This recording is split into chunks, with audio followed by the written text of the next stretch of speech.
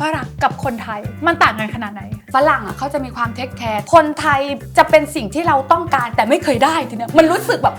ทำไมอยากได้จังเลยมันรู้สึกท้าทายอ่ะคุณแม็กยังไงอะล่ะเขาเข้ามาเขาจะเรียกว่าดิสนีย์หรือเปล่านะแล้วตอนนั้นเวลาคุยเขาคุยภาษาอังกฤษใช่แต่ภาษาอังกฤษก็ต่างคนต่างไม่แน่นกันอ่ะเขาถามว่า you bowling อี bowling อ่ะพอเวลาฟังทีไรมันเหมือนกับว่าเขาอ่ะถามเราว่าชอบเล่นโบว์ลิ่งหรือเปล่าแย่ก็มีช่วงหนึ่งที่แบบว่าโดนสัมภาษณ์ว่าพี่ล่ากับผู้ชายฝรั่งเป็นไงอะไรเงี้ยเราพูดแค่แบบว่ารวมๆว่าเนี่ยถ้าเกิดว่าได้แต่งงานแล้วมีได้ลูกฝรั่งก็น่ารักสิคะอะไรเงี้ยเขาก็มีเพื่อนแปลว่าเธอบอกว่าเธออยากมีลูกกับฉันใช่ไหมเห็นไหมแบบมันกลายเป็นเรื่องใหญ่จนแบบมันเลยแบบทำไมมันยากจังเลยวะอยากมีลูกอยากมีมากนะตอนนี้เคยซ้อมเป็นแม่คือเอาหลานมาไว้แล้วนะอาทิตย์นึงหลังจากอาทิตย์นั้นรีบขับรถกลับส่งบ้านเลยคือแบบเช้ามาคือแบบลาตั้งแต่ตี 5:30อ่ะคือนมทุกอย่างมันคือมันต้องพร้อมเปลี่ยนอะไรคือแบบอิสระของฉันหายไปไหนโสด Society ซีซั่น 2 สนับสนุนโดยห้างทองอรสาทั้ง 4 สาขาในอำเภอเมืองอำเภอบ้านตากอำเภอแม่สอดจังหวัดตากแขกรับเชิญของโสด Society EP นี้บอกเลยค่ะเป็นสาวสวยเซ็กซี่ตลกแล้วฮอตมากขนาดที่มีดาราดังจากต่างประเทศบินข้ามน้ำข้ามทะเลมาจีบเลยนะคะขอต้อนรับลาล่าค่ะสวัสดีค่ะนี่ไงตบให้ตัวเองด้วยนี่แหละค่ะสวยขนาดนี้ล่าทำไมสวยขึ้นก่อนจะไปเรื่องโสดทำไมสวยขึ้นขนาดนี้ล่ะเอาจริงป่ะพอมันตกมาปีเนี้ยมันรู้สึกว่าอายุอ่ะมันเข้าหลัก4แล้วมันไม่ใช่น้อยแล้วนะแล้วเราก็แบบด้วยงานของเราทำหนักอ่ะมันมีอะไรที่แบบอยากจะดูแลตัวเองเหมือนให้ของขวัญตัวเองอ่ะเราก็เลยแบบว่าเอาว่าถ้าน้ำหนักถ้าหุ่นถ้าทุกอย่างมันดีขึ้นชีวิตเรามันน่าจะดีขึ้นก็เลยดูแลมันเริ่มจากสุขภาพก่อนนะกิโลล่ะ20ค่ะภายในเวลา3 เดือน20ภายในเวลา3 ใช่คือนี่คือต้องวินัยสุดๆวินัยสุดๆไม่มันก็เริ่มจากที่แบบว่าคุณเป็นไอดอลในการกินเคยเล่นละครด้วยกันนะคะเล่นละครด้วยกันคือเราก็นั่งแต่กินได้ไงกินผักกินน้ำพริกแล้วไม่กินข้าวไม่แตะข้าวณวันนั้นน่ะคือมองตัวเองว่ามันเป็นไปไม่ได้กินข้าวกับมันต้องกินข้าวกับน้ำพริกกินข้าวกับข้าวมันก็เลยแบบไม่ได้จนวันนึงอ่ะมันทำได้จริงๆมันก็ได้นี่หว่าอะไรอย่างเงี้ยมันเริ่มดูแลตัวเองหนักเพราะว่าพอมันเริ่มอายุเยอะขึ้นอ่ะการดูแลครอบครัวมีหลานแล้วดันไม่มีลูกเป็นของตัวเองไงอยากอยู่กับเด็กๆนานๆเรื่องนี้เลยที่บอกว่าอยากมีลูกแล้วนะปัจจุบันโสดเลือกสถานะคืออะไรยังไงล่ะโสดจริงเหรอโสดจริงๆแล้วคนนั้นล่ะคุณขออนุญาตนามชื่อคุณแม็กยังไงอะล่ะเขาเข้ามาเขาจะเรียกว่าดิสนีย์หรือเปล่านะเดสตินีเราว่าดิสนีย์คืออะไรวะคืออะไรเขาเข้าไปอ่ะคือตอนนั้นที่เราเห็นก็คือที่ไปพิพิธภัณฑ์ตอนนั้นไปที่ไหนนะไปที่รู้ไปที่ปารีสใช่แล้วเขาก็เดินเข้ามาเขาเดินเข้ามาตอนแรกก็งงว่าวันนั้นเราไปกับทีมงานกับลูกค้าที่เขาทำยอดได้พากันไปเที่ยวพอพากันไปเที่ยวทุกกล้องเขาก็เห็นอยู่ว่าเรากำลังถ่ายนั่นนี่นู่นอะไรเราอยู่แล้วเขาก็เดินเข้ามาแล้วก็ต้องมีใครแกล้งอะไรเราแน่ๆเลยก็เลยทำหน้าเวอร์กันแบบทุกคนบอกว่าร้องไว้เสียงร้องไปเกิดอะไรขึ้นวะทำไมร้องไว้วะทุกคนก็เข้าใจว่าต้องเป็นอะไรนั่นแหละเป็นเมดที่แบบว่าเราก็แบบลืมตัวด้วยความเฟรนลี่ของเรานึกว่าอุ๊ยฉันมีแฟนคลับโปงลางสะออนดังไกลถึงต่างประเทศเขาแบบต้องติดตามเราแน่ๆเลยอะไรอย่างเงี้ยก็เลยบอกอุ๊ยลืมตัวแล้วให้โทรศัพท์เขาไปกด IG นั่นนี่นู่นเขาจะกดติดตามยื่นไปให้เลยยื่นให้เขาแบบไม่วิ่งหนีนั่นเลยเขาจะบอกว่าตีวงล้อมไว้ล้อมไว้คือล้อมไว้ใช่แล้วเสร็จจากนั้นก็นั่นแหละมีการคุยกันได้เล็กกันแล้วก็แล้วล่ารู้ไหมตอนแรกเราก็ไม่รู้ก็คิดว่าเขาแค่เป็นคนหนึ่งฟีลประมาณว่าน่าจะเป็นแฟนคลับเหมือนแบบว่าโปงลางอ่ะไปโชว์ที่ต่างประเทศไปฝรั่งเศสก็บ่อยแล้วมันก็จะมีสามีคนไทยที่อยู่ที่นู่นเขาก็เป็นมันมีเข้ามาทักจริงๆก็มีค่ะที่เป็นแบบว่าเนี่ยแฟนฉันน่ะภรรยาฉันชอบเธอมากเลยโปงลางสะออนเข้ามาขอถ่ายรูปเพื่อส่งให้ภรรยาเขาก็มีเราก็คิดว่าน่าจะเป็นฟิลนั้นแหละที่เดินเข้ามาคิดว่าจำเราได้ว่าเป็นลาล่าโปงลางสะออนแต่แบบเฮ้ยเขาเข้ามาก็คือเข้ามาทักทายใช่ก็บอกว่ายูโซคิวมากเลยอยากจะแบบว่าขอแบบเธอมี IG ไหมอยากจะขอติดตามเธอแล้วก็เห็นแบบทำอะไรกันอยู่แล้วก็แบบคือในใจตอนนั้นต้องมีคนแกล้งอะไรต้องมีแบบเบื้องหลังต้องอยู่ไหนก็กล้องมาอยู่ข้างหน้ามันต้องมีอะไรต้องไปจ้างมาอย่างเงี้ยใช่ก็เลยแบบว่าเอาของจริงนี่ว่าเริ่มจากพอมันเป็นไวรัลก็แบบเหล่าบรรดาป้าข้างบ้านก็เช็คเก่งมากๆเลยนะป้าข้างบ้านเช็ครู้ว่าเป็นนักแสดงล่าก็คือไม่รู้ตั้งแต่แรกที่ไม่รู้เพราะเราไม่ได้ดูนะเขาเป็นนักแสดงหนัง ของประเทศฝรั่งเศส ใช่ เขาก็จะหนังละครต่างๆ ใช่แต่ว่า คนทั่วไปเขาก็จะดูเขาก็จะรู้ว่า เขาก็มีเล่นใช่เขาก็มีเล่นสายวายเล่นเป็นอันนี้ก็มีแล้วก็หูเขาดูลึกได้ขนาดนั้นเลยเหรอวะ แล้วตอนวินาทีแรกที่เขาบอกว่าคนนี้เป็นดาราเรารู้สึกไงไปเซิร์ชเลยป่ะหรือยังไง เซิร์ชแล้วทีนี้มันน่าไปแมทกับแม็กอะไรอีกคนนึงนะที่เป็นเหมือนฟิลแวมไพร์อ่ะหน้ามันจะโครงคล้ายๆกันนะก็เลยเขาเข้าใจว่าเป็นนักแสดงมันแบบด้วยโครงหน้าคล้ายๆกันแต่ก็แบบไม่ใช่เขาก็พยายามว่าอันนี้คือแม็กแต่ว่าเขาก็ยังไม่ได้ดังมากพยายามแบบแคสตัวเองให้ไปในระดับเป็นแบบสตาร์ตัวท็อปอะไรอย่างเงี้ยแต่ก็แสดงว่าเขาก็ต้องมีผลงานที่คนไทย มี เปิดดูหนังหรือละครฝรั่งเศสแล้วจำได้ว่าคนนี้คือดาราใช่แล้วทีนี้ก็โชคดีตรงที่แบบว่ามีน้องเขยเป็นฝรั่งเศสอีกก็ช่วยเช็คกันใหญ่เลยทีนี้นะก็เลยบอกเราปลอดภัยแล้วก็เลยแบบค่อยๆเริ่มคุยกันมาแล้วอีท่าไหนเขาถึงบอกว่าฉันจะบินมาหาเธอ นางบอกว่านางเคยไปเที่ยวเหลือเอเชียที่ยังไม่มานางก็เลยว่าอยากมาประเทศไทยเพราะว่าเคยเห็นหนังระดับฮอลลีวูดมีถ่ายที่กระบี่มีภูเก็ตนางบอกว่าทะเลบ้านนางมันจะเป็นหินเป็นกรวดเป็นทรายไม่สวยอยากมาเที่ยวบ้านเราก็ทิ้งแบบว่าความอ่อยอ้อยไว้นิดนึงก็เธอมาสิฉันเทคแคร์ได้นะอะไรอย่างเงี้ย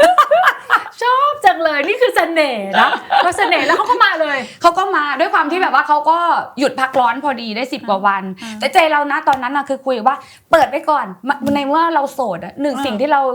อยากได้ภาษาคือถ้าไม่คุยกับเจ้าของภาษามันจะไม่ได้ภาษาเลยแล้วตอนนั้นเวลาคุยเขาคุยภาษาอังกฤษไม่ใช่ฝรั่งเศสใช่สื่อสารภาษาอังกฤษใช่แต่ภาษาอังกฤษก็ต่างคนต่างไม่แน่นกันอ่ะเพราะเขาก็เป็นฝรั่งเศสอังกฤษอ่ะต่างคนต่างไม่แน่นกันฉะนั้นแบบว่ามือมันจะเป็นเหมือนฟิลเชียร์ลีดเดอร์กันแบบสุดเนี่ยแหละคือเสน่ห์คือคุยกันรู้เรื่องบ้างไม่รู้เรื่องบ้างอย่างน้อยมันทำให้เรารู้สึกแบบมันคืออุปสรรคเราต้องฟันฝ่าไปได้ใช่แต่มันมีความสนุกนะมันมีความสนุกตรงที่แบบว่าไอ้เข้าใจสมมติว่าเขาถามว่าyou bowling ไอ้ bowling อ่ะพอเวลาฟังทีไรมันเหมือนกับว่าเขาอะถามเราว่าชอบเล่นโบว์ลิ่งหรือเปล่าแย่เข้าใจปะพอนึกว่าไปเล่นโบว์ลิ่งกันไหมใช่เขาก็นึกว่าเบื่อไหมอะไรไหมจนแบบว่าก็แบบพอดีน้องมันก็ไม่ได้แฟนเป็นฝรั่งน้องมันก็แบบเขาไม่ได้ถามว่าอยากโยนโบว์ลิ่งไหมเขาถามว่าเธอน่ะเบื่อไหมอะไรอย่างเงี้ยอุ้ยชอบจังเลยแล้วมันก็เป็นเสน่ห์แล้วอีท่าไหนทำไมถึงมีแฟนคลับคือมีด้อมมีแบบคืออะไรคือเป็นซีรีส์เลยมันเป็นปรากฏการณ์ที่แปลกมากเลยก็ไม่เข้าใจว่าเราก็คุยกับหลายคนที่เป็นข่าวหลายๆคนแต่ไม่เคยได้รับการสนับสนุนและเป็นกองเชียร์เยอะขนาดนี้แบบพยายามติดตามแบบแต่ละคลิปคือพยายามดูแบบเป็นซีรีส์เราก็เข้าไปดูแล้วนะว่ามันน่ารักจริงเหรอวะมันเป็นยังไงมันมีอะไรอยู่ล่าวิเคราะห์ล่าคิดว่าอะไรที่มันดึงดูดใจถ้าวิเคราะห์เนาะอาจจะเป็นเพราะว่าเคยอกหักมาแล้วหลายๆครั้งแล้วความรักคือแบบมันไม่สมหวังสักที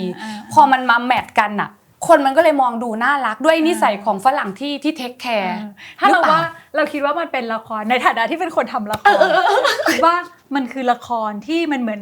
คนดูพร้อมจะโตไปกับตัวละครพัฒนาความสัมพันธ์และล่าเป็นเหมือนตัวแทนของสาวไทยที่แบบมีหนุ่มฝรั่งเศสซึ่งเป็นดาราและแบบดาราไทยดาราฝรั่งเศสข้ามประเทศมาเจอกันแล้วก็ลุ้นพัฒนาเพราะชัดเจนว่าล่าก็บอกว่าโสดล่าก็ยังมีสิทธิ์ที่จะเลือกเนาะเราก็แบบสวยๆของเราก็จะไม่ได้ตอบเซย์เยสไปเลยถ้าเซย์เยสปุ๊บคนก็จะเริ่มแบบไม่ลุ้นแต่อันนี้คือล่าก็ศึกษาไปเรื่อยๆศึกษาใช่พฤติกรรมเปลี่ยนไปหรือเพราะโตขึ้นด้วยอายุที่โตขึ้นถ้าเป็นแต่ก่อนคงวิ่งตามคงจะแบบอะไรอย่างเงี้ยแต่นี่คือกำลังงงแล้วก็นิ่งขึ้นพยายามจะฟังเขามากขึ้นแล้วก็เหมือนเป็นผู้ใหญ่ขึ้นถ้าเป็นแต่ก่อนคือแบบถ้าฉันอยากได้ฉันต้องได้ต้องได้เดี๋ยวนี้แต่ตอนนี้เหมือนแบบเดี๋ยวเราค่อยๆดูกันไปเราว่านะล่าก็จะมีเขาเรียกว่าอะไรเหมือนโตขึ้นแล้วก็มีสิทธิ์ที่จะเลือกสิ่งที่ดีเพราะว่าแต่ละคนที่เข้ามานี่ฮอตคือเขาเป็นสาวฮอตล่าระหว่างนอกจากคุณแม็กซ์มีคนอื่นอีกไหมถ้าเป็นฝรั่งนะที่คุยเอายกตัวอย่างฝรั่งมีกัปตันก็มีแล้วเขาเข้ามายังไงกัปตันคือดวงมันจะได้คุยกันเนาะจะไปคอนเสิร์ตที่ระนองแล้วกัปตันเขาขึ้นไอ้รถบัสที่จะไปขึ้นเครื่องเขาก็เลยนำบัตรให้แล้วก็แบบตามสไตล์เราเฮโร่อะไรอย่างเงี้ยด้วยความที่เขาคุยไปตามภาษาลาล่าเขานำบัตรให้ก็เลยว่าทุกคนแบบเฮ้ยล่ามึงโดนแล้วว่ะต่อเลยอะไรเงี้ยก็เลยถามน้องนะว่าต่อไหนน้องเลยว่าถ้าจะต่อไม่ไปด้วยนะถ้าอยากได้ต้องคุยเองเพราะว่าถ้าเกิดว่าคนที่คุยเป็นเขาอาจจะอยากคุยกับคนที่คุยภาษาเก่งมากกว่าก็ได้ก็เลยตัดสินใจไปพอเสร็จจากนั้นก็ คุยกันได้สักพักนึงก็แยกย้ายเพราะว่าตอนนั้นมันเป็นช่วงช่วงอะไรที่เขายุบสายการบินอะไรสักอย่างก็ต้องบินกลับบ้านก็ไม่ได้คุยกันแล้วพอเสร็จจากนั้นก็แบบเฮ้ยทุกคนว่าเชียร์สายฝอเข้าอันนี้นะเข้าแอปเพื่อหาฝรั่งมีเข้าเหมือนแบบตัดสินใจแล้วว่าฉันจะมุ่งไปทางนี้ใช่แล้วก็ใส่แบบว่าประวัติแต่ว่าเราประมาณว่ากรอกประวัติตัวเองว่าเป็นแดนเซอร์เราจะไม่ได้บอกลงละเอียดอะไรเยอะไม่ใช่ว่าฉันไม่ใช่เป็นดาราดังนะฉันก็เป็นแดนเซอร์คนนึงมีอาชีพสุจริตยังไม่กรอกประวัติแบบ 100% ก็กลัวมิดเหมือนกันอะไรอย่างเงี้ยแล้วก็ได้เป็นนักธุรกิจอยู่คนนึงเป็นนักธุรกิจจริงๆไม่ใช่จริงก็นัดกันมาเจอที่พัทยาใช่เขาก็บอกว่าเนี่ยคุยกันได้สักปีนึงเหมือนเขาอยากจะขอแต่งงานแต่ทีเนี้ยเขาแบบว่าพอแบบเธออยากมาอยู่กับฉันไหมแต่เหมือนกับเขาเสนอให้เราเหมือนกับแบบว่าฉันจะดูแลเธอได้เดือนละ50,000เดือนละประมาณ 30,000แต่ว่าพ่อแม่เธอฉันไม่ได้ดูแลนะแล้วเธอก็มาอยู่บ้านหลังใหญ่ก็คือเขาถ่ายรูปบ้านเฮ้ยเดือนละ 30,000ก็เราหาได้เยอะกว่านั้นแล้วพ่อแม่เราคือทิ้งบ้านไปแล้วพ่อกับแม่จะอยู่ยังไงก็เลยแบบรู้สึกไม่คลิกเราไม่ได้ไปเป็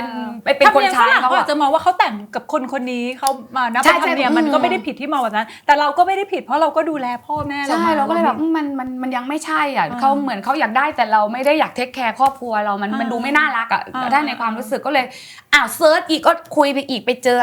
คนที่ทำงานธนาคารอีกคนนึงเขาเป็นฝรั่งที่อยู่ลอนดอนแต่ว่ามาเป็นเหมือนอยู่ที่ฮ่องกงมาทำงานที่ฮ่องกงพอเริ่มคุยกันตอนนั้นก็แบบเหมือนโพสก็ถามเขาก่อนนะด้วยมารยาทว่าฉันโพสภาพเธอได้ไหมโพสได้ชาวเน็ตก็เข้าไปก็เลยกลายเป็นว่าเธอไปโพสรูปฉันลงอย่างนั้นทำไมแล้วก็มีช่วงหนึ่งที่แบบว่าโดนสัมภาษณ์ว่าพี่ลากับผู้ชายฝรั่งเป็นไงอะไรเงี้ยเราพูดแค่แบบว่ารวมๆว่าเนี่ยถ้าเกิดว่าได้แต่งงานแล้วมีได้ลูกฝรั่งก็น่ารักสิคะอะไรเงี้ยเขาก็มีเพื่อนแปลว่าเธอบอกว่าเธออยากมีลูกกับฉันใช่ไหมเห็นไหมแบบมันกลายเป็นเรื่องใหญ่จนแบบโอ้โหก็เลยแบบมันเลยแบบทำไมมันยากจังเลยวะไอ้ที่เวลามันคุยไม่ได้แล้วมันไม่เข้าใจก็เลยตั้งแต่นั้นมาก็เลยแบบไม่คุยไม่รู้สึกว่าตั้งใจทำงานดีกว่าแล้วก็เริ่มมาคุยกับคนไทยพอเริ่มคุยกับคนไทยก็กลายเป็นแบบฟิลพี่น้องบ้างฟิลแบบต่างคนต่างบ้างานบ้างมันไปไม่ถึงจุดสุดยอดมันไปไม่ถึงจุดมุ่งหมายล่าในฐานะที่ล่ามาดามสายฝอยังใช้ไม่ได้สักทีเพราะยังไม่ได้แต่งงานกึ่งว่าที่มาดามสายฝอแล้วก็ล่าเดทมาฝรั่งเนาะกับคนไทยมันต่างกันขนาดไหนฝรั่งเขาจะมีความเทคแคร์จนรู้สึกแบบถ้าเป็นฟิลเรานะมันแบบน่าเบื่อจังวะคืออะไรมันมีความละมุนเหมือนจะอยากได้แต่พอได้แล้วมาไม่ชอบเวลาเขาเข้าตัวเขาจะชอบโอบพอโอบแล้วเรารู้สึกอึดอัดมันจะรู้สึกเพราะเราอยากเวลาเรานั่งกินข้าวเราอยากให้คนนั่งตรงข้ามเพื่อที่จะปิดหน้าแล้วคุยกันอย่างเงี้ยไม่แต่เขาจะนั่งข้างๆเพื่อที่จะโอบเรามีความรู้สึกมันกินข้าวก็ตั้งใจกินเหมือนเขาเรียกอะไรสกินชิปเขาเป็นฟิลนั้นเราก็จะเทคแคร์ชอบตักแต่เราชอบเคี่ยคือแบบให้เลือกก่อนได้ไหมว่าอยากจะกินอะไรไม่ใช่ตักมากองไว้ให้อะไรอย่างเงี้ยเข้าใจว่าแบบเอาของมีอยู่ตรงหน้ามึงตักมาทั้งหมดแล้วฉันก็ต้องกินเสียดายของใช่แต่ฉันไม่ได้รีเควสฉันอยากจะกินอันนี้โอ้เขาก็เป็นสุภาพเขาเป็นสุภาพบุรุษมันก็เลยบอกโอ้ยทำไมมันดูอึดอัดจังเลยวะอะไรอย่างเงี้ยแล้วก็ถ้าเทียบกับคนไทย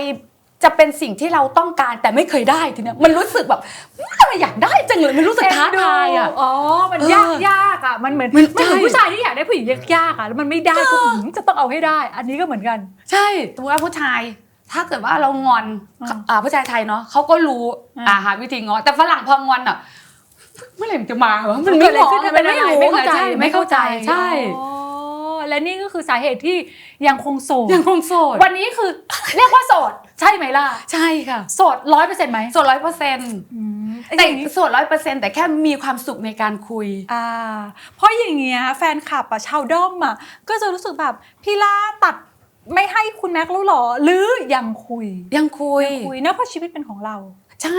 คือเรามีความรู้สึกว่าเราไม่อยากตัดโอกาสดีๆในชีวิตเขาอาจจะมีวันหนึ่งที่เข้ากับเราได้จริงๆก็ได้แต่วันนี้ถ้ามันไม่ใช่เขาก็เป็นเพื่อนที่ดีสำหรับเราอะไรอย่างเงี้ยเพราะว่าจากแฟนเก่าที่เลิกกันไปทุกคนบอกว่ามึงเก่งเนาะมึงคุยกับแฟนเก่าได้ก็ไม่เห็นจะเป็นอะไรก็ขอบคุณเขามากกว่าที่วันนั้นที่สอบให้ทำให้เราต้องเจ็บให้เราได้รู้สึกว่าอะไรยังไงแบบไหนทำให้ต้องเจ็บแล้วทำไมเราถึงลืมความเจ็บแล้วกลับไปคุยกับเขามันรู้สึกว่าไม่รู้ว่าจะเก็บมันไว้ทำไมในความรู้สึกนั้นมันวันนั้นถามว่าณวินาทีนั้นแค้นไหมมันแค้นแต่กว่าจะผ่านมาเป็นเพื่อนกันได้ก็ใช้เวลาปี2ปีแต่พอมันลืมกันไปแล้วไม่รู้จะเอาความโกรธความเกลียดมาใส่ตัวเองทำไมเห็นหน้ากันก็คุยกันปกติณวันนึงมันก็ต้องจากกันแล้วตอนนั้นที่เลิกเพราะอะไรล่ะ กับ ผู้ แฟน ชาย คนเก่า ผู้ชายส่วนมากมีคนใหม่ ด้วยความที่เราไม่มีเวลาเลยจริง ๆ แล้วไม่เคยใส่ใจมันก็มีถามว่าเคยคิดที่จะถามว่าเหนื่อยบ้างไหมอะไรอย่างเงี้ยเขาก็ถามมาแบบแต่เราไม่เคยถามไม่เคยหวานไม่เคยแบบสมมติว่าคอนเสิร์ตเสร็จทำงานเสร็จผู้ชายอยากแบบไปกินข้าวกันแบบฉันขอพักหน่อยได้ไหมเหนื่อยมากเลยอะไรอย่างเงี้ย อยากเห็นล่าตอนอยู่กับแฟนอ่ะเพราะในพอเราเห็นล่าจะเป็นคนไปเรื่อยสนุกสนานคนไปเรื่อยแล้วตอนอยู่กับแฟนเป็นอย่างนี้ไหมหรือมีความอ่อนเป็นตัวเล็กตัวน้อยหรือมีหลายโมเมนต์แต่ก็จะเป็นอย่างนี้พอเวลาไปเที่ยวด้วยกันก็กลุ่มเพื่อนๆก็จะเป็นอย่างเงี้ยเป็นปกติตัวเองเลยแต่พอเวลาอยู่2คนก็จะแบบอ้อนแต่บางทีเขาก็ไม่เก็ตกับการอ้อนของเราอ่ะ เอ็นดูมีความเป็นสาวตัวเล็กตัวน้อยตัวเล็กตัวน้อยแต่บางทีอ่ะเล็กน้อยได้ไม่นานไม่ถึง10 นาทีอ่ะก็จะเป็นแบบโอ๊ยอะไรอย่างเงี้ยมันจะเป็นแบบทำไมมันไม่เข้าใจหรือไงว่าสิ่งที่เราต้องการอ่ะคืออะไรมันจะแบบรู้สึกอึดอัดแบบว่าเข้าใจหน่อยสิว่าเราตัวเล็กตัวน้อยหมายถึงว่ากอดน้อยพูดค่ะเสียงเล็กเสียง2เสียง1ไม่คือเขาจะแบบอะไรอ่ะคืออะไรอย่างเงี้ยมันก็เลยโอ้ยทำไมไม่เหมือนคู่อื่นมันไม่เหมือนละครที่แบบเราสามารถเขียนเองได้มันก็เลยว่ะยิ่งเวลาคุยกับพี่ลู่นะไปบ้านเขาอยู่กับสามีเขาก็จะถามว่าลู่แบบผู้ชายเดินลงมาอาบน้ำหิวข้าวไม่ได้กินข้าวแต่พี่ลู่นั่งเคลียร์บินอยู่นะคือไลฟ์สดเคลียร์บินก็เลยนั่งงงลู่หมายถึงนั่นน่ะมันว่างมันเดินเข้าครัวนั่นก็หมายถึงว่ามันตักข้าวใส่จานแล้วก็กินได้เลยเนี่ยเรานั่งทำงานกันอยู่ลู่เลยถามอยากได้ไหมล่ะผัวทีเนี้ยอะไรไม่มารู้สึกว่าแล้วฉันจะทำอย่างเงี้ยให้กับแฟนได้หรือเปล่าวะคือแบบก็เดินตัวปิวตัวเปล่ามาแต่บอกว่าหิวข้าวเพียงเพราะว่าจะให้แฟนที่กำลังทำให้ใส่ใจเราต้องโดนภาคความเป็นอิสระไปขนาดนี้เหรอถ้าการมีสามีหรือยังไงมันต้องดูแลแรกอาจจะอยากทำให้เพราะอยู่ด้วยกันไปเมื่อบอกมีมือมีเท้าก็ทำเองหรือว่าแบบอาจจะนั่นแหละมันเป็นสาเหตุที่แบบค่อยๆห่างจากผู้ชายเพราะแรกๆจริงๆมันมีโปรให้กันจริงๆแต่พอหลังๆมันรู้สึกแบบมันอิ่มมันไม่ใช่เริ่มไม่ใช่แล้วอะไรอย่างเงี้ยแล้วของล่านะวันนี้โสดเรียกว่าถ้ามีใครเข้ามาก็เปิดใจคุยใช่อะแล้วก็บางทีการเปิดใจเนี่ยล่าเปิดใจหลายๆคนในพร้อมกันหรือเมื่อเราโสดนะเราคุยกับคนได้หลายๆคนหรือถ้าเราเลือกที่จะคุยเราคุยกับคนเดียวถึงแม้คนคนนั้นยังไม่พัฒนาเป็นแฟนเลือกคุยทีละคนมันจะได้ไม่ปวดประสาทจริงๆเพราะมันจะได้แบบว่าเพราะว่าเคยทำแล้วแล้วเราก็ขำตัวเองแล้วก็แบบว่าส่งข้อความผิดนะเลิศจังหวะไลน์มันเด้งนะแล้วมันเด้งเราไปกดอีกคนนึงไลน์มาแล้วกำลังพิมพ์อีกคนนึงแล้วกำลังจะกดดูแล้วมันไปเข้าอีกช่องอีกคนนึงเจอกันนะคะทุ่มนึงคือแบบแล้วอยู่คนนึงอยู่กับเรานัดใครเจอกันทุ่มนึงพิมพ์ไปหาเขาเลยเขารู้เลยโป๊ะเลยนี่ไม่ได้คุยกับเพื่อนแน่พูดสวรรค์เลยมันมีความแตกต่างกันไปแต่ละคนอ่ะมันคือถ้าจะให้แบบเต็มร้อยของทุกคนอ่ะมันมีไม่เต็มร้อยทุกคนต่างมีข้อเสียกันหมดเราก็มีข้อเสียมันก็เลยแบบหาความบาลานซ์ในชีวิตคู่อ่ะไม่ได้มันก็เลยว่าแต่ถ้าคุยไปอย่างเงี้ยมันก็มีความสุขดีนะมันแบบออกบ้านก็ไม่ต้องบอกใครกลับบ้านก็ไม่ต้องบอกใครอยู่กับเพื่อนๆเวลาไปดิ้งกันไปตี้กันเขาก็มาส่งเพื่อนก็มาส่งแล้วทุกวันนี้มันแบบสบายมีคนเรียกคนขับรถมาให้อะไรอย่างเงี้ยล่าบอกว่าล่าก็มีข้อเสียของล่าในฐานะแฟนคืออะไรตอนเป็นแฟนมันมีข้อเสียอะไรถ้าสำหรับเราเป็นโรคจิตชนิดนึงสมมติว่าตัวเองมารับหน่อยนะ5 นาทีสายก็ไม่ได้มันรู้สึกว่ามันเหนื่อยที่จะยืนรอ5 นาทีคือนานมากในการที่แบบเป็นอะไรก็ไม่รู้อ่ะโหเราก็เป็นเวลาอยู่กองถ่ายสมมติถ่ายเสร็จแล้วแต่เราของเราเป็นแม่บอกว่าแม่จะรออยู่ข้างๆแล้วพอเขาเลทไปนิดนึงมันจะน้อยอกน้อยใจเหมือนแบบทำไมแม่ต้องให้เรารอแล้วคนอื่นเขากลับกันไปหมดแล้วเราก็ยืนรอแบบงงๆแบบใช่มันมีความรู้สึกว่ารอไม่ได้กับคนที่เรารักเรารู้สึกว่าเขาอยากให้เขาทุ่มเทให้เราใช่อยากให้เขาทุ่มเทอยากให้เขาเป็นคนรอคือรู้สึกว่าเรามีค่าแล้วสแตนบายรอเราตลอดอ่ะเวลากินข้าวก็ต้องกินพร้อมกันแยกกันกินก็ไม่ได้อะไรอย่างเงี้ยมันรู้สึกว่าทุกอย่างจะต้องเกิดความพร้อมกันทั้งหมดมันก็อาจจะทำให้ผู้ชายบางทีเขาก็ไม่เข้าใจว่าเราอยากเป็นตัวเล็กตัวน้อยให้เขาโปรเทคให้เขาคอยดูแลเขาก็จะไม่เก็ตใช่มันก็เลยกลายเป็นเหมือนเราเป็นผู้หญิงที่มีอำนาจใช้แบบความรู้สึกแบบจ้ำจี้จ้ำชัยเขาใช้อำนาจในความเป็นผู้หญิงข่มผู้ชายหรือบางโมเมนต์บางจังหวะมันเผลอตัวใช้เสียงแบบกลางฝูงชนตรงนั้นไปอะไรอย่างเงี้ยเขาก็อาจจะรู้สึกเหมือนเขารู้สึกแบบความเป็นผู้ชายโดยเฉพาะผู้ชายไทยอยากจะเป็นผู้นำแล้วพอเราไปข่มปุ๊บเขาก็จะรู้สึกว่า ฉันด้อยฉันก็ไม่อยากอยู่ในสถานะนี้ใช่แล้วก็ฟีลประมาณว่าเราแบบเฮ้ยคู่นี้เป็นอย่างนี้เราก็ไปถามพี่ลู่ถามคนนั้นคนนี้มีแฟนนะเป็นอย่างนี้เปล่าวะมันเลยกลายเป็นเรื่องทำไมเราไม่มาคุยกัน2คนทั้งที่เป็นเรื่องของเรา2คนต้องไปคุยให้ชาวบ้านเขาเพื่อให้เขาดูไม่ดีด้วยอะไรเงี้ยก็แบบอ้าวแล้วจะยังไงวะอย่างสมมติเราถามว่าเขาจะใช้วิธีปฏิเสธคือพรุ่งนี้ให้คุยกันคือเห็นร้อนๆเลยพรุ่งนี้คุยกันคำว่าพรุ่งนี้คิดว่าเราจะลืมมันไม่ลืมสิมันก็เก็บเราต้องการเคลียร์วันนี้จบวันนี้ทำไมไม่คุยมันต้องจบไม่ได้วันนี้เพื่อพรุ่งนี้มันจะต้องเป็นวันใหม่แล้วคุยกันจ๋าๆเหมือนเดิมแล้วไม่มันก็ต้องเก็บอารมณ์ของมันเนี่ยเพื่อไปพรุ่งนี้ทำไมอะไรอย่างเงี้ยมันก็เลยกลายมันคือเพศต่างวิธีคิดมันก็ใช่มันไม่เก็ตกันเนาะมันอยู่แบบแล้วเคยมีไหมว่าโอ๊ยคบกับผู้ชายแล้วไอ้นี่ฉันเปลี่ยนแนวมาเพศเดียวกันบ้างไหมไม่หรือยังไม่ใช่แนวไม่ใช่แนวไม่ได้รู้สึกเลยเป็นเพื่อนมากเป็นเพื่อนใช่ค่ะเรายังรู้สึกว่าเรายังมีความดึงดูดกับความเป็นผู้ชายมากกว่าใช่แล้วตอนเนี้ยล่าเป็นโสดล่ารู้สึกยังไงโสดณวันเนี้ยโสดณวันนี้มันมีความสุขมากเลยนะมันมีความสุขเราแบบมันเป็นอิสระทางด้านความคิดมีอิสระในสิ่งที่จะไปมันอยู่คนเดียวจนรู้สึกว่ามันปกป้องตัวเองได้แล้วไม่ต้องแชร์อะไรกับใครเลยอ่ะเราดูแลแค่ครอบครัวแต่ว่าก่อนนั้นจะรู้สึกว่าจริงเหรอวะที่มันจะอยู่คนเดียวได้อะไรเงี้ยพยายามแล้วที่จะหาแต่มันล้มเหลวหมดเลยอ่ะเรายังนึกไม่ออกเลยนะว่าถ้าล่ามีแฟนล่าต้องเป็นยังไงอ่ะเพราะว่าล่าก็เนี่ยดูแลตัวเองได้เนาะแล้วล่าก็เป็นคนมีกิจกรรมอะไรให้ทำมีคุณค่าคือเดี๋ยวไปทำนั่นทำนี่เรื่องงานเรื่องเงินทุกอย่างเราจัดสรรระบบได้แล้วผู้ชายคนนั้นต้องเป็นแบบถ้าจะให้คอยมาดูแลล่าแบบเป็นช้างเท้าหลังก็อาจจะไม่ใช่แนวใช่นั่นแหละพยายามที่จะให้เขาเป็นช้างเท้าหน้าแต่สิ่งที่ได้มา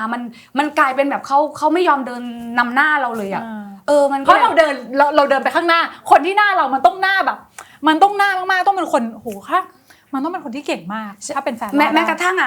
แม้กระมาเมืองไทยเขาก็บอกว่ารู้ไหมว่าเวลาเดินของผู้ชายเขาอยากจะให้เกียรติคือแบบว่าเดินขึ้นลงบันไดต้องให้ผู้ชายนำหน้าเพื่อที่จะประคองผู้หญิงแต่เนี้ยเราอยู่เป็นโสดมานานแล้วเดินแบบฉับคือเดินแบบไม่ได้รอใครจนแบบเขาคงอยากมีโมเมนต์เธอขอฉันแบบโปรเทคเธอขอฉันเปิดประตูให้เธอขออะไรที่มันเป็นฝรั่งเขารู้สึกแบบนี้ว่าเขาควรจะต้องทำในความเป็นสุภาพบุรุษของเขาแต่สุดท้ายเราทำเองหมดเลยเราทำเองหมดมันลืมตัวเพราะมันความอยู่คนเดียวแบบนานเกินนานจนรู้สึกแบบว่าเราลืมแคร์คนที่อยู่ข้างๆเรามันทำให้ยังคงโสดแต่ล่าก็ดูมีความสุขกับความเป็นโสดมีความสุขแต่ก็โหยหาเป็นบางครั้งแล้วเราถามนิดนึงว่าถ้าแบบมันไม่มีล่ะถ้ามันจะต้องไม่มีตลอดไปเราอันนี้คือแพลนไว้ประมาณหนึ่งแล้วว่าถ้ามันจะไม่มีถ้ามีเพื่อนสักคนหนึ่งที่มันจะต้องเป็นแบบว่าเพื่อนผู้หญิงมีแล้วลูกสาวก็เต็มไปหมดก็แบบว่ามันอยู่แต่กับสิ่งนี้ถ้าจะต้องมีใครสักคนหนึ่งเข้ามาก็เป็นเพื่อนฉันได้ไหมไม่ต้องแบบอยู่เป็นฟิลแฟนก็ได้อยู่กันแบบเป็นเพื่อนกันแบบพาร์ทเนอร์ไหมเป็นพาร์ทเนอร์อาจจะว่าไม่ต้องผูกมัดในฐานะของแฟนใช่แต่เป็นคู่คิดใช่น่าจะมีความสุขหนึ่งไม่ต้องทะเลาะกันไม่ต้องรายงานกันขอแบบห่วงฉันบ้างดูแลฉันบ้างขับรถให้ฉันบ้างอยู่ด้วยกันเหมือนฟิลตายายแบบคุยแบบปรึกษาอะไรกันอะไรอย่างเงี้ยมันน่าจะดีกว่าคำว่าแฟนเพราะคำว่าแฟนเรามีสิทธิในการที่จะครอบครองพอครอบครองปุ๊บมันหึงหวงเดี๋ยวมันก็ทะเลาะกันเดี๋ยวมันก็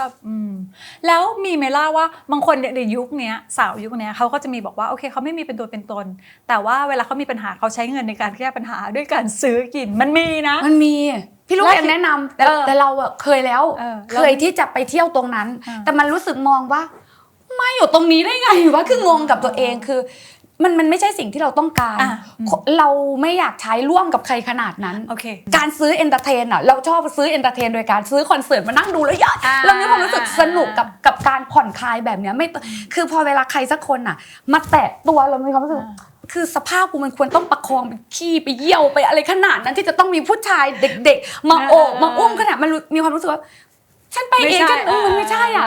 มันความรู้สึกเราหาเงินมาได้ตั้งเยอะแล้วเอาเงินไปให้ใครใช้ก็ไม่รู้อะไรอย่างเงี้ยมันไม่ใช่ความสุขของเราเมื่อลองแล้วเนาะเราก็อยากรู้เหมือนคนอื่นพอลองแล้วมันไม่ใช่ก็แยกกันแต่ล่าดูเป็นคนแบบจัดการตัวเองได้ดีเนาะทำงานดีมีเสน่ห์ในฐานะที่เป็นเพื่อนนะอยู่ด้วยกันก็รู้ว่าเขาเป็นคนมีเสน่ห์คนแบบแล้วคนที่เข้ามาหาเขาก็มีแต่แบบพระเอกหล่อๆแบบดาราลาบ มีคนไหนตัวจริงบ้างไหมที่เราเห็นในข่าวเนี่ย เอาจริงป่ะคือแบบว่ามันเป็นข่าวจนเรางงเนาะด้วยความเฟรนลี่ของเราเนาะเวลาอยู่บทที่เราเล่นมันก็จะติดพระเอกนางเอกตลอด แล้วมันไม่ใช่แบบว่าห่างๆมันจับแบบ พอเรานำเสนอผู้กำกับผู้จัดเขาก็ชอบพอมันชอบก็คุยกันจุกจิกมันก็มีไลน์กลุ่มพอเวลาคุยกันอะไรอย่างเงี้ยเวลาเล่นเราก็กอดหอมน้องเป็นเรื่องปกติหลังจากถ่ายเสร็จก็วันปีใหม่วันนั้นมันก็นัดรวมตัวนะใช่มันก็เป็นข่าวโดยอัตโนมัติทุกคนก็บอกว่าพอเวลาเล่นอยากเป็นลาล่าว่ะอยากเป็นคือแบบว่าก็เราไม่ได้คิดอะไรไม่คิดต่อจากนั้นไงก็เอ็นดูน้องเราไม่ได้ดูเอ็นน้องเนาะเราก็แค่เอ็นดูน้องแล้วมีคนไหนที่คิดจริงป่ะไปเรื่อยตอนแรกๆไม่คิดหรอกแต่พอไปมามันก็ดีนี่หว่ามันไม่มีคิดจริงไม่มีแต่แบบว่าเฮ้ยอันนี้เสน่ห์ว่ะอันนี้สเปคว่ะชอบอันนี้ว่ะเหมือนอย่างไนกี้อย่างเงี้ยกล้ามแน่นว่ะก็แค่แบบขอจับบีบอะไรอย่าง ค เงี้ วาย มสุขระหว่างวันของการทำงานจริงๆนะ ได้อยู่คนหล่อไล่ล้อมคนหล่อคนสวยมันก็จะลงใจเราเคยคิดมันคิดตลอดว่าไม่เคยคิดว่าตัวเองจะได้มาเป็นดารามาอยู่ในวงการบันเทิงแบบนี้ณวันหนึ่งคือเป็นเด็กนาฏศิลป์ลำๆอยู่จบมันก็น่าจะได้เป็นครูอะไรอย่างเงี้ยวันหนึ่งพอมันเข้ามาโอ้ดาราเป็นอย่างเงี้ยพอมันได้ดูเหมือนเราก็กำลังนั่งดูดาราวันหนึ่งที่เราได้จับได้สัมผัสเขามันแบบอย่างนี้เนาะเวลามันอยู่แบบคนนอกจอเวลาจับคนในจอมันฟินอย่างนี้เนาะมันมีกำไรมันเป็นกำไรชีวิตอย่างเงี้ยใช่ไหมแล้วเขาเฟรนลี่กันทุกคนแล้วน้องๆน่ารักมันก็เลยแบบขอบคุณที่ไม่รังเกียจตอนแรกเราคิดแบบว่าเฮ้ยบทเราอย่างเงี้ยเขาจะแยกบทกันหรือเปล่ารังเกียจเราหรือเปล่าไม่แต่ทุกคนแบบว่าต้อนรับเราหมดใช่มันก็สัมผัสกันได้แล้วถ้าสมมติแบบคนที่เข้ามาล่ะคือคนเนี้ยสเปคเลยเขาใจที่เราต้องการแต่เรารู้แล้วว่าเขาเข้ามาแบบด้วยจุดประสงค์อะไรบางอย่างเช่นอาจจะด้วยเรื่องเงินเรื่องชื่อเสียงเรื่องอะไรเงี้ยล่าพร้อมไหมหมายถึงว่าเขาจะเข้ามาเกาะกระแสเราหรือว่ากระแสหรือว่าด้วยเงินด้วยอะไรอย่างเงี้ยไม่พอไม่ให้เข้ามาแบบนี้ถ้าจะมาคุยกันเนี่ยเป็นเพื่อนกันปกติดีกว่าเพราะมันมีความรู้สึกว่าสุดท้ายถ้าจะมาเกาะกระแสหรือหวังทำงานเพื่อกระแสมันก็ไปไม่เรารู้อยู่แล้วว่าจุดเริ่มต้นคืออะไรแล้วมันก็ต้องมีจุดจบของมันมันรู้สึกแบบว่ามันเหนื่อยที่จะมาปั้นประดิษฐ์ให้มันเป็นเรื่องเป็นราวอะไรต่างๆไม่ได้เอาหัวใจมาล้อเล่นกับเรื่องพวกนี้เพราะว่าบางทีจังหวะเผลอมันมีจริงๆนะบางทีแบบว่าจริงหรือเปล่าวะด้วยการหรือแบบอะไรยังไงวะมันก็เผลอใจไปบ้างกลัวในสิ่งในสุดท้ายแล้วมันก็คือรักไม่จริงเราก็เจ็บอีกแล้วถ้าบอกว่าล่าเป็นคนแบบทำงานเยอะก็มีเงินถ้าจะต้องเปย์นี่ตัดไปเลยซื้อกินเปย์นี่ไม่เอาคือต้องจ่ายต้องเป็นสเปคที่ชอบใช่พร้อมให้เราคิดแค่ว่าทุกคนก็จะมึงก็จ่ายเนาะผู้ชายคือวันนี้เราไม่สามารถทำให้ผู้ชายมีเท่าเราหรือเราเท่าผู้ชายได้ในงานที่เราเป็นอยู่หรืองานที่เขาเป็นอยู่ฉะนั้นการเขาเรียกว่าอะไรวะการที่ต้องเดินคู่กันมันอาจจะมีความเหลื่อมล้ำบ้างแต่ถ้าวันนี้สมมติว่าเราจะต้องอยู่กับเขาแล้วคุยกันอย่างมีความสุขบางอย่างที่มันต้องจ่ายเราก็ถือว่าเราจ่ายเพื่อความสุขของเราแค่นั้นเองเพราะถ้าตัวเงินมันเป็นตัวปัญหาสุดท้ายมันก็จะแบบพอเวลาคุยกันมึงนี่ไม่จ่ายเลยอะไรเงี้ยมันก็จะแบบก็ในเมื่อเราจ่ายได้ก็ถือว่าวันนี้เขาอาจจะเติมเต็มเป็นคู่กันคนนึงอาจจะเติมเต็มเรื่องเงินคนนึงอาจจะเติมเต็มเรื่องความคิดความอบอุ่นเรื่องที่มันแบบมันสองฝ่ายมันแฮปปี้ด้วยกันใช่เราต้องการฟีลนั้นแหละคือพยายามตัดเรื่องเงินเพราะสุดท้ายพอเอาเรื่องเงินมาพูดกันเราว่าน่าจะเป็นทุกบ้านที่มีปัญหากันอยู่แล้วไม่อยากเอาเรื่องเงินมาเป็นปัญหาฉะนั้นแบบถ้าเราสามารถซัพพอร์ตกันในเรื่องไหนที่ขาดกันได้ก็ซัพพอร์ตถ้ามันเป็นความสุขในฐานะที่ล่าเป็นว่าที่มาดามสายฝอหรือเปล่า หรือแน่นอนมีสายฝอมีฝอมาจีบเยอะล่ามีทริคไหมเผื่อคนดูที่บ้านดูอยู่ว่าแบบเฮ้ยเราจะรู้ได้ไงคนนี้แบบตัวจริงหรือสแกมเมอร์หรืออะไรยังไงมันมีคุยมาแบบสแกมเมอร์ที่มันโอ้โหไม่ว่าจะเป็นไดเรกหรืออะไรต่างๆนานาอะไรอย่างเงี้ยอันดับแรกคือ1หลักๆเลยพวกสแกมเมอร์คือหิวเงินมันชัดอยู่แล้วมันจะแบบคุยสักพักนึงคือแบบหลอกให้โอนเงินนั่นนี่นู่นคือ1อย่าเห็นอยากได้กับของที่เขาจะให้เราคือเขาจะพยายามเหมือนเปย์แต่มันไม่มีจริงสุดท้ายเราก็ต้องเห็นไหมที่มันโดนไปเยอะๆแต่เรามีความรู้สึกว่าเราเริ่มต้นคือเวลาคุยกับผู้ชายคือถ้าเป็นฝรั่งอยากคุยเพื่อแลกเปลี่ยนภาษาก่อนมันจะได้รู้สึกว่าเราได้คุยกับเจ้าของภาษาแล้วคือมันใช่มันคืออย่าเพิ่งไปลงใจว่าเขาจะต้องในยุคเราพอได้แฟนฝรั่งเนาะตามบ้านๆมันจะเป็นว่าเอาผัวฝรั่งสิลูกรวยความเชื่อลูกออกมาหน้าตาดีแบบฝรั่งก็ได้ไปอยู่ต่างประเทศเมืองนอกใช่มันมีคนที่ประสบความสำเร็จเนาะมีคนที่เขาแฮปปี้กับชีวิตจริงๆทุกวันนี้การทำมาหากินของเราไม่ว่าจะเป็นโซเชียลเราทำเองได้ไม่จำเป็นต้องพึ่งผู้ชายเลยเราทำได้ดีด้วยจริงๆ ปลั๊กไฟหลอดไฟทุกอย่างเราก็ทำก๊อกก็เราทำเป็นหมดจริงๆจนรู้สึกว่า เปลี่ยนไฟเปลี่ยนอะไรนี่เอง ปีนขึ้นไปทำเองหมด เอาหน้าเราทำเองไว้ก่อนแล้วถ้าสมมติเรามีแฟนเราก็แกล้งแบบทำไม่เป็นบ้างแกล้งแบบไร้เดียงสา แต่สุดท้าย บ้ บอกว่าเธอเปลี่ยนนั้นมันก็นอนเฉยๆสุดท้ายเราก็ต้องปีนขึ้นไปทำปีนอยู่ดี เอ็นดูทำเองได้หมดหาเงินก็ได้นะหา ใช่ เงินก็เก่งทำทุกอย่างเรื่องในบ้านอะไรได้ทั้งหมดอู้ คือที่จริงอ่ะคุณค่าของเราอ่ะมันมีเยอะเลยอ่ะมันตกมาปีนี้มันตกผลึกอะไรหลายๆอย่างในวัยปีนี้มันเห็นในความพลาดของตัวเองมาเยอะในการทุ่มเททุ่มแรงทุ่มกายทุ่มใจทุ่มทั้งหมดน่ะเพื่อหวังที่จะแบบว่าเฮ้ยเราทำงานมาเยอะเราควรจะมีครอบครัวได้แล้วนะมันควรจะมีลูกเป็นของตัวเองได้แล้วแต่สุดท้ายมันแบบพอเวลามันผ่านไปอายุมันเริ่มเยอะขึ้นแบบมันเริ่มไม่ใช่แล้วอะณวันเนี้ยเราต้องเปลี่ยนความคิดทำยังไงเราจะมีเงินเอาไว้รักษาตัวเองแล้วจ้างคนอื่นมาดูแลเราในตอนแก่อะไรอย่างเงี้ยล่าพูดเรื่องการมีลูกอยากมีลูกไหม อยากมีมากนะตอนนี้ หรอแล้วถ้ามันไม่มีแฟน ตอนแรกก็คิดว่ามันก็ฝากไม่ได้เนาะวัยเรามันฝากไม่ได้แล้วอะแล้วก็ไม่สามารถ มีหลานไหม ก็เลยรับหลานมาเป็นลูกรักมากตอนเนี้ยก็เลยแบบว่ามันเคยซ้อมเป็นแม่คือเอาหลานมาไว้แล้วนะอาทิตย์นึงหลังจากอาทิตย์นั้นรีบขับรถกลับส่งบ้านเลยคือแบบเช้ามาคือแบบลาตั้งแต่ตี 5:30อะคือนมทุกอย่างมันต้องพร้อมเปลี่ยนอะไรคือแบบอิสระของฉันหายไปไหน ฉันจะต้องไปปาร์ตี้กับเพื่อนฉันจะต้องพาลูกนอนคืออะไรยังไงแบบไหนมันไม่ได้มันเรารักความเป็นที่อยากจะไปในแบบของเราอยู่อะเพิ่งรู้สึกและตอบโจทย์ได้เลยว่าไม่ได้ โอ้นั่นแค่หลานนะพอเราเลี้ยงเราไม่ไหวเราก็เอาไปคืนแต่ถ้าเป็นลูกเนี่ยเอาไปคืนใครก็ไม่ได้โอ้หนักเลยทีนี้ก็เลยรู้สึกว่าเฮ้ยมันน่าจะใช่แล้วแหละสงสัยแบบว่าฟ้าดินคงให้เรามีแค่นี้คำว่าแค่นี้คือตอนนี้ก็มีความสุขแล้วคือได้ดูแลหลานแล้วรับมาเป็นลูกได้ดูแลพ่อแม่ได้คุยกับคนหลายๆคนได้แลกเปลี่ยนภาษาได้มันหลายอย่างมีทั้งร้องไห้มีทั้งความสุขมันหลายรสชาติ เราว่าเวลาเนี้ยเราเข้าใจถูกไหมว่าล่าคือเป็นช่วงเขาเรียกว่าเป็นช่วงที่สวยฮอตงานก็แบบเบนไปออนไลน์ก็ได้รับความนิยมมากคือแบบวันเนี้ยถือว่าล่าน่าจะประสบความสำเร็จมากๆเลยปะในเรื่องชีวิตการงานหรืออะไรอย่างเงี้ยถือว่าปีนี้เป็นปีที่พลิกตัวเองจริงๆเพราะทุกครั้งที่ทำงานไปเราจะนั่งดูตัวเองพอดูตัวเองจะเหมือนให้คะแนนตัวเองว่าปีนี้การแสดงเป็นยังไงอยู่บนเวทีเหมือนเรานั่งดูลาล่าอยู่บนเวทีแล้วก็นั่งท่านี้อย่างเงี้ยไม่ได้คือเก็บรายละเอียดตัวเองเล่นละครเก็บรายละเอียดตัวเองงานแบบนี้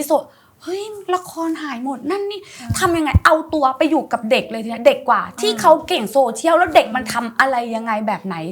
ศึกษาเอามาอะไรที่เป็นแบบฟิลประมาณที่คนมันทำคอนเทนต์ถ้าเป็นคอนเทนต์เสียเราก็ไม่เสพไงมันเกินไปที่เราจะนำเสนอแต่อันไหนที่มันใกล้ตัวเช่นคนอินไปกับลาล่าว่า speak English อะไรอย่างเงี้ยเราก็พยายามมุ่งไปกลุ่มนั้นๆแบบพูดในขณะที่พูดไม่ได้เพื่อที่จะให้คอมเมนต์น่ะพี่ดาทำไมไม่พูดแบบเนี้ยเหมือนทำงานที่ต้องการคอมเมนต์เราจะได้เอามาเป็นการบ้านในเป็นคลิปต่อไปใช่มันคือการประเมินผลที่แบบเราประเมินตัวเราเองคนดูคุณผู้ชมช่วงเนี้ยเป็นอันรู้กันค่ะว่าละครมันไม่ค่อยเปิดกล้องแต่ล่ามีละครชีวิตของตัวเองโดยที่ล่าสามารถเป็นนางเอกได้ตัวเองแล้วก็เสิร์ฟไปปุ๊บโอ้โหคนดูแบบล้นหลามมันน่าภูมิใจนะล่ามันภูมิใจตรงที่พออ่านคอมเมนต์ก็ตลกตัวเองเราเป็นคนขาสั้นความที่อยากใส่ส้นสูงมันก็อยากใส่พอเราผอมลงเราก็แบบว่าเฮ้ยเราก็ต้องหาอะไรแต่ทีเนี้ยมันมีความแต่งตัวย้อนแย้งกันกับฝรั่งตัวเขาก็จะแต่งเป็นสปอร์ตแต่แนวเราก็ส้นสูงไปเดินปากคลองอะไรอย่างเงี้ยนั่นแหละล่าถ้าเป็นสมัยก่อนคนอื่นจะบอกว่าอะไรแต่เราว่าเนี่ยแหละคือเสน่ห์มันมีความแบบดูไม่น่าจะเข้ากันได้แต่สุดท้ายมันก็ใช่แล้วมันจะไปต่อได้ตรงที่มันเห็นคอมเมนต์เหมือนเราทำงานพอเรื่องต่อไปจะเขียนว่าอะไรอย่างมันรู้ว่าคนกำลังอินกับยังไงก็ใส่ส้นสูงไปเรื่อยจนแบบว่าน้องๆที่อยู่ด้วยกันจะถามพี่ล่าวันนี้พี่ล่าจะใส่ส้นสูงมาไหมก็เลยแบบพอก่อนแต่ว่าล่าแต่มันก็จะต้องมีบางคนที่โอเคเราทำไปออนไลน์ต้องเปิดใจว่ามันไม่ได้ชมทั้งหมดหรอกบางคนก็จะบอกว่าเธอเอาเรื่องส่วนตัวมาอย่างนี้ได้ยังไงฝรั่งเขาไม่ชอบนะนู่นนี่นั้นล่ามองยังไงมันไม่มีใครชอบเอาเรื่องส่วนตัวมาอย่างนี้หรอกแต่สุดท้ายมันห้ามไม่ได้ตรงที่แบบว่าทุกคนมีโทรศัพท์มือถืออย่างเราก็มีสิทธิ์ถ่ายเราก็อยากถ่ายโมเมนต์น่ารักเก็บเอาไว้เพื่อเป็นประวัติว่า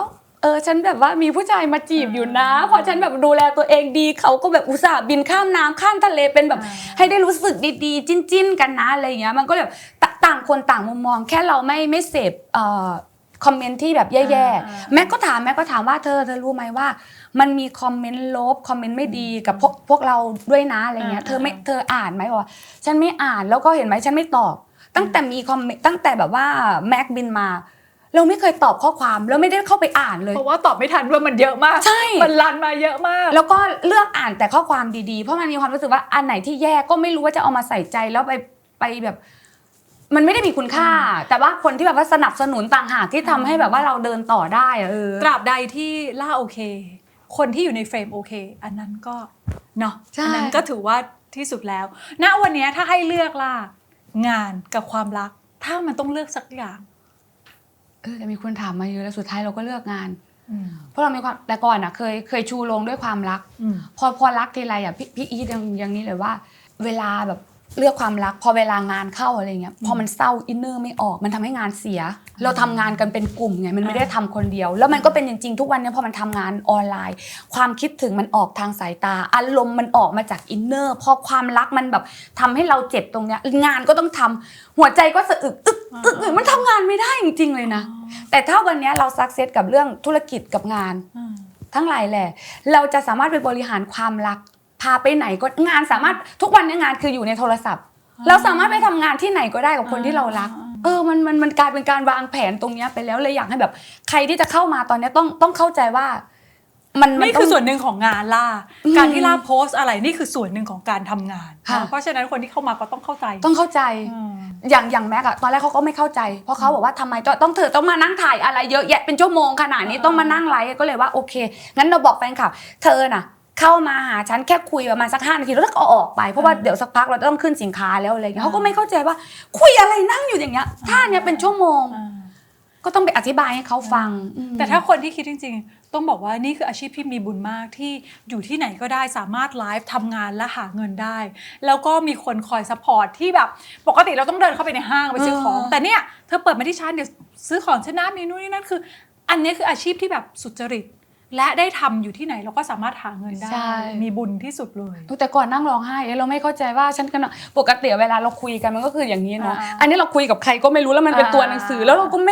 ม่เก็ตแล้วว่าอะไรลูกจะบิ้วยังไงอย่างสมมุติว่าไปดูคอนเสิร์ตเรายังได้ยินเสียงตบมือแต่เนี้ยคนยิ้มให้เราก็ไม่เห็นตบมือก็ไม่ได้ยินเสียงหรอกมันต้องทำยังไงวะแล้วต้องมี energy ตลอดไม่ให้อ่อมเดี๋ยวอ่อมปุ๊บคนเขาก็จะเลื่อนฟีดไปหาคนอื่นใช่มันตอนนั้นคือก็แย่อยู่สภาวะทุกอย่างคือมันแบบว่าสลวนไปหมดอะกับชีวิตนะแต่วันนี้ลงตัวแล้วเพิ่งมาจูนตัวเองได้แล้วถึงบอกว่าปีนี้เป็นปีที่แบบว่ามันที่สุดจริงๆของปีนี้ในฐานะที่เห็นล่ามาเราเล่นละครกันมาเราทำละครเราเป็น10 ปีปีนี้เป็นปีที่เขาท็อปฟอร์มสุดๆคือเห็นข่าวเป็นพรีเซนเตอร์งานนี่มีคนเข้ามาจีบแล้วสวยแล้วคือชอบที่คู่อาจจะมีก็คือดีแหละมันทำให้แช่มชื่นหัวใจแต่อย่างน้อยไม่ว่าจะมีคู่ไม่มีคู่ล่าคือยืนได้เนาะและสตรองแล้วก็สวยงามของล่าแบบมีความสุขนะอันนี้คือที่สุดล่าแล้วถ้าสมมติว่าคนโสดดูอยู่รายการเราเนาะโสด Society คนโสดที่อาจจะแบบไม่ตั้งใจจะโสดจะพัดจับผูโสดหรือไม่ได้อยากจะโสดแต่ฉันจำเป็นจะต้องโสดแล้วเขารู้สึกแบบไม่โอเคทุกข์ทรมานล่าอยากจะฝากบอกอะไรจะบอกว่าตรงเนี้ยผ่านมาหมดแล้วอยากโสดแต่ไม่ตั้งใจโสดบางจังหวะมันก็ต้องการมีคนมาดูแลเราและบางจังหวะก็แบบว่าพอมันอยู่ด้วยกันไปแล้วก็แบบเฮ้ยมันไม่ใช่อะไรอย่างเงี้ยมันหลายอย่างวันนี้อยากให้มองที่ตัวเองว่าล่าจะคิดคำนี้เสมอนะว่าคนที่ขอบคุณเขาขอบคุณเขาที่เข้ามาเติมเต็มวันนั้นให้เรามีความสุขเราอย่าไปพูดถึงแบบว่าข้อเสียของเขาเป็นคนอย่างนั้นถ้าเป็นอย่างนั้นเราจะทุกข์เองเรามีความรู้สึกว่าเราเป็นผู้หญิงที่ไม่อยากมีความทุกข์แล้วเรารู้แล้วว่าความทุกข์มันทำให้เรามีน้ำตาเราร้องไห้เราทำอะไรมันยากเหลือเกินฉะนั้นเราจะต้องหาความสุขให้มากที่สุดนั่นหมายถึงว่าใครก็ช่างที่มาทำให้เรามีความทุกข์หรือเจอผู้ชายเจ้าชู้เราก็แค่ไม่เลือกคุยต่อเราเจอคนดีแล้วก็คุยต่อไปเลยอย่างเงี้ยหรือวันนี้เราไม่อยากมีใครเราก็ลุยไปคุยกับคนนั้นให้มันแช่มชื่นหัวใจใช้ชีวิตทุกอย่างให้เป็นความสุขวันนี้เราเลือกเองได้เลยถ้าเราแข็งแรงพอเราก็สามารถเป็นคนเลือกได้ว่าจะโสดหรือไม่โสดใช่เนาะวันนี้ดีใจเห็นล่าแบบเวอร์ชั่นท็อปฟอร์มสวยสตรองและเชื่อว่ามีอีกหลายคนที่อยากเข้าหาล่า ก็ขอให้ล่าเจอคนที่ดีหรือถ้าไม่มีก็อยู่โสดแบบสวยๆแบบนี้ แต่อย่างนี้ย มีน ดีนะจะแตะจะต้องจะอะไรยังไงใครก็ได้ จับไปจับใครโตะแตะไปเรื่อยๆก็ไม่มีใครว่ากลับ ฟิน บ้า ทุก ไม่ต้อง ค ปวด น หัว วันนี้ต้องแต่งกิ้วลามากๆ ค่ะ ที่มาถ่ายทอดเรื่องราวคนโสดนะ แล้วก็มีของที่ระลึกจากสปอนเซอร์ผู้ใจดีนะคะ คือห้างทองอรสานะคะ ก็มี 4 สาขาค่ะ สาขาตากบ้านตากแล้วก็แม่สอดมอบให้ล่าเลย เพราะว่าล่าออมทองอยู่ ออม แล้ว ทอง ด้วย อยู่ นะ ค่ะ ค่ะ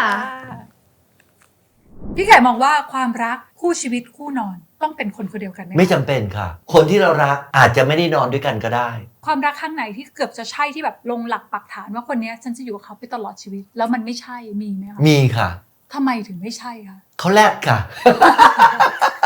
เขายอมบวชขอโทษพี่บวช15 วันเพื่อขอโทษ โอเคก็กลับมาดีกัน ตอนเนี้ยรู้ละ ฉันเขียนบทไม่เท่าเธอ พี่ไก่มองการซื้อกินเป็นยังไง เพื่อนที่ไปบอกไก่ไปสิมึงอย่างงู้นอย่างนี้ ไม่เอามึงเวลายุทธต้องมาซื้อกินเนี่ยนะอายคนนะมึง ไม่มีปัญญาหากินเหรอต้องมาซื้อกิน ถ้าจะถามถึงข้อดีของการเป็นโสดของพี่ไก่ในวันนี้ คือจะไปมีอะไรกับใครก็ได้ เลือกได้